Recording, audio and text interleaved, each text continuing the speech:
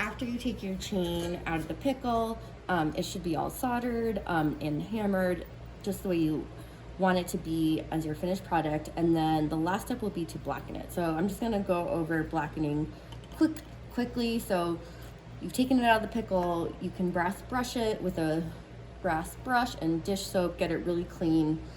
And then the next step will be to heat your chain up and drop it in a jar of olive oil. This olive oil can be any kind, does not have to be a fancy kind. And you can reuse it for a while until you start to see it not work as well. Okay, so to blacken your chain, you're gonna light your torch. For something larger, I like to use like a bushier flame, so maybe a 2-ish. And you can do this a couple ways. You can keep it on your soldering pad and just kind of heat back and forth. You want to make sure that there's nothing on your soldering pad like flux or solder that would come onto your chain if it gets too hot. Also, if you do have any soldered parts on your chain, you want to make sure that you don't keep the heat there too long and break that solder joint. So I'm going to keep heating my piece. When I see it kind of turn black, I know I'm getting close. I want to make sure that every part of that chain has gotten that heat. So the heat is what makes your piece turn black. The olive oil is what seals that in and prevents your piece from rusting.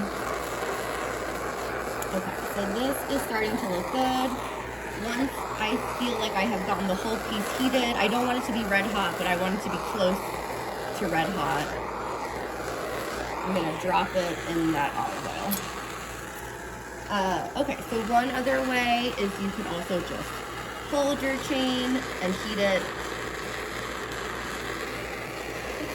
Another way is you can just hold your chain and just heat it. Again, making sure if there's any soldered seams to not focus your heat there and break those soldered seams that you already made.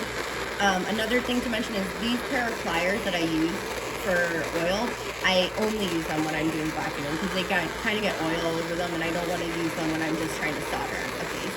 So these are just an old pair of crosslock tweezers that I specifically use for blackening. Okay, so this one's getting a little bit more red because it's thinner, which is okay. I just want to make sure that any spot where there's a solder seam, it's not getting too hot and it's going to break. So once that's done, I'm going to drop it in. You can turn off your heat and then grab those pieces out of the oil and then leave them on a rag, and then once they have cooled down, you can use another rag to wipe them off any excess oil. And that is it.